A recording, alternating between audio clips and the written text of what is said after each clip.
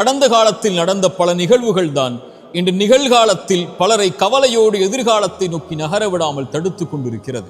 கடந்த காலத்தில் நம்முடைய வாழ்க்கையில் எதுவும் நடந்திருக்கலாம், எத்தனையோ பாவங்களை நாம் செய்திருக்கலாம், எத்தனையோ உறவுகள் மரணத்தால் பிரிந்திருக்கலாம், எத்தனையோ உறவுகள் நாம் விரும்பி கைகூடாமல் இருக்கலாம், நோயால் செல்வ இழப்புகளால் நாம் சோதிக்கப்பட்டிருக்கலாம், இன்னும் எத்தனையோ சோதனைகளின் இருளால் நம்முடைய கடந்த காலம் முழுக்க சோதிக்கப்பட்டிருக்கலாம். ஆனால் ஒன்றை மனதில் பதிய வைத்துக் கொள்ளுங்கள், கடந்த காலத்தில் நடந்த எந்த நிகழ்வும் எதிர்காலத்தில் நடக்க இருப்பவற்றை பாதித்து விடாது.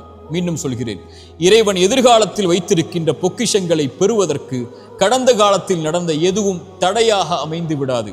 இறைவன் அமைத்த இந்த வாழ்வியல் நேர்கோட்டில், இறைவன் மேலும் கீழும் அமைத்த இந்த வாழ்வியல் முறையில் ஆரம்பிக்கப்பட்டதிலிருந்து முடியும் வரை எதுவெல்லாம் நடக்கும் என்று இறைவன் நிர்ணயித்திருக்கின்றானோ அதுவெல்லாம் நாம் விரும்பாமல் இருந்தாலும், நகராமல் இருந்தாலும், கவலையால் நாம் இருளில் உட்கார்ந்திருந்தாலும் நடக்கத்தான் போகிறது.